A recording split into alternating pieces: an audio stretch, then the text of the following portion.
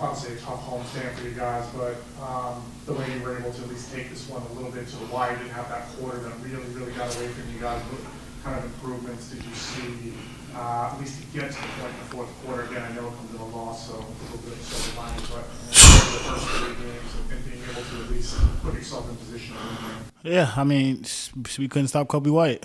Kobe White, Vooch, they had a good two-man connection going. Couldn't stop Kobe in the clutch. We get like 3 stops on Kobe. We win the game. But I feel like we right there. We playing the right way. We just got to capitalize off this, just keep playing like this.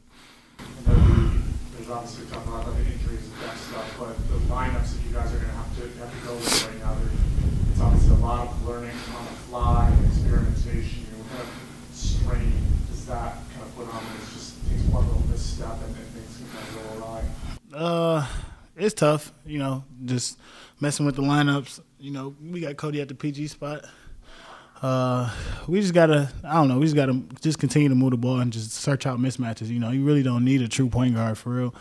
I mean, you would love to have a true point guard to set everybody up, but with the position that we're in, we just got to search out mismatches and move the ball. I feel like that's what we got to do, and play hard on defense. We got to continue to play hard on defense. We got to just become a defensive team.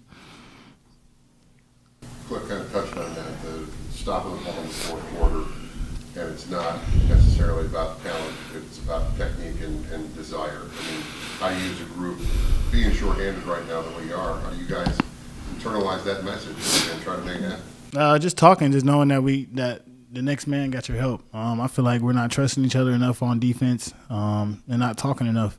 That comes with some of us being young, but at the same time, we've been doing this all year, so there's no excuse. So we just got to come out, play defense, and just trust each other. So you feel you guys are right there. Does that make a loss like this that much tougher to swallow, knowing that it's a possession here, a possession there? Yeah, for sure. We're up 10, and then we going into the second half. We let them go on a little run and catch back up, get their rhythm. Third quarter, they came out firing. So we just gotta, like I said, it's just like 2 minutes, 3 minutes that we play like somewhat bad, and then teams take advantage of it. So I feel like we gotta, like I said, we're right there. We just gotta capitalize on that stuff.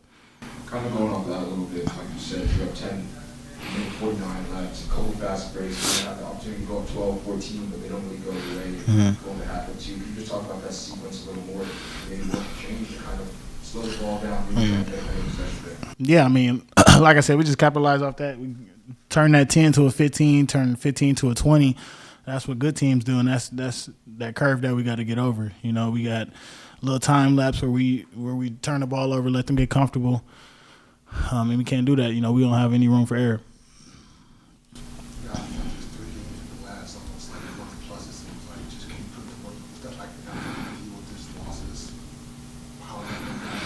Yeah, I mean, it's hard, man. It's hard. Of course, everybody wants to win. Everybody on this team wants to win.